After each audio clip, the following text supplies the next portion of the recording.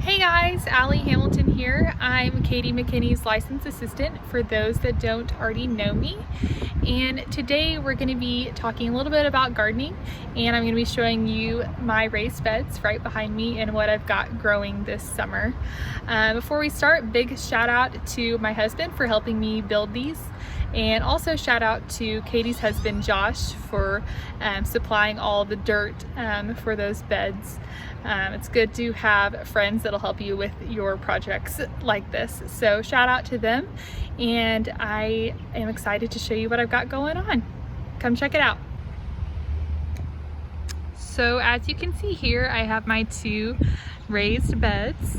The first thing you need to think about when putting these in your backyard or in your yard is the amount of sunlight. So most gardens will need to get about 6 to 7 hours of full sunlight a day to give them the necessary nutrients that they need to grow properly, but not too much to where they would fry some of those more delicate plants. So right now it's in the shade, but here in a little bit that sun will peek over and it'll be getting that full sunlight it needs to grow. So make sure just a few days, watch the sunlight in your yard and how it hits, and make sure you pick a spot that gets good sunlight. And mine has a little bit of wind block here with this finch, which helps as well being in Northwest Oklahoma. And the next thing is your wood. So we got all of our wood from Tri-State Lumber and Trust from Austin Hickman. He can hook you up there. You'll need to get wood that is treated for ground contact, since it's going to be directly on the soil. You'll need to get that pre-treated so it doesn't rot or attract termites. I did two 4x8 raised beds. They're about 16 inches deep, so allows for a good root system, but you can easily just do a 12-inch or a shorter length if you don't have that much room. You can really customize them to whatever amount of space you have to work with, but the deeper the better. But that also means you need more soil, which can get expensive if you don't have a place that you can get it for free. So I'll just kind of walk you through what I have going on here. First, here we have summer squash. I have got two plants here that are doing really well. I actually just harvested my first one. You can see here, I just kind of set it down here. I already harvested it. So it's pretty good size, and that's good steamed or grilled, or you can make bread with it. It does a lot of great things. And then over here I did have a row of radishes, but I've already harvested those and they turned out great, grew really quickly. And then I have some table onions here, you can see a little bit, and then right here these big things are a lettuce mix. So they're kind of a garden mix and they've taken off really well. Most of these plants I did grow from seed. And those lettuce plants just took off, and they'll be producing all summer, and you just have to make sure to keep pruning and taking them off so they keep growing, because if they get too big the lettuce will get bitter. So just that's good though. I can come out here and gather some lettuce and make a good sandwich for lunch or a salad, and that's really great. And over here I have a variety of basil. This is called Thai basil. It is a great seasoning and it dries really well. It's similar to your traditional sweet basil, which I have in my other bed. And then we got some rosemary and some mint, jet setter mint, which is blooming really well. This, as most people know, goes great in drinks, and is just really, smells really great and is a very useful herb.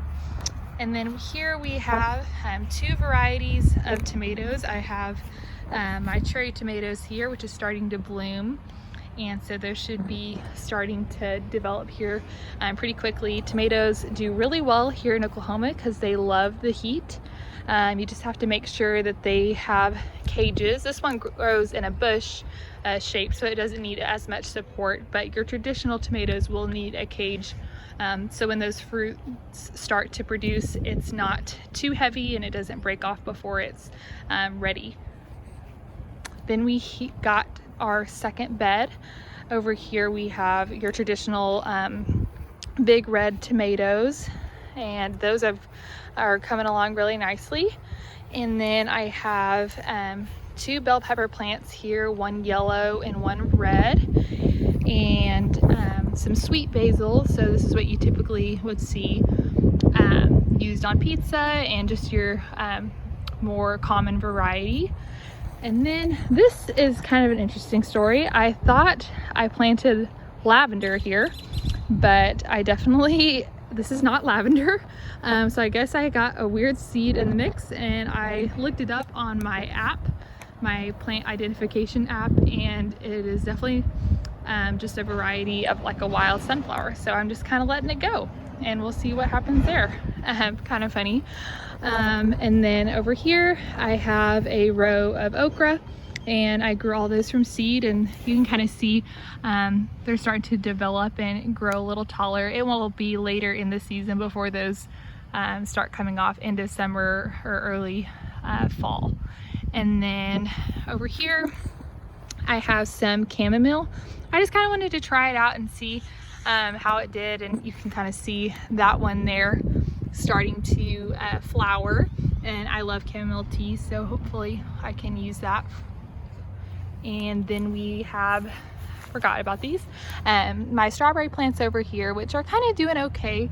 Strawberry plants typically take the first year you have them planted, and they may produce fruit, but you'll need to pick off the flowers actually that first year if you want to produce bigger berries the next year. So even though it's kind of sad to not have it the first year, you'll definitely be rewarded in that second year when you have those bigger fruits. Then at the end we see my watermelon vines, which are going crazy. Watermelon is a super invasive plant as it is a vine. So if you do plant them in your raised beds, you want to make sure to have plenty of room for them to come off the edge.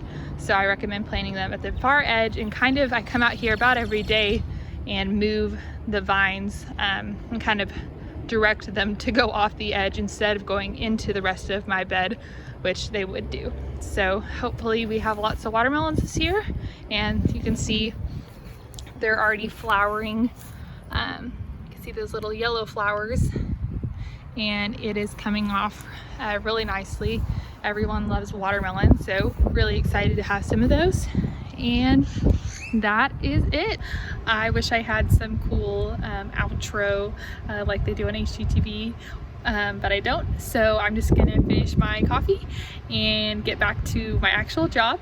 I hope you have a great week and a very happy 4th of July. Bye guys.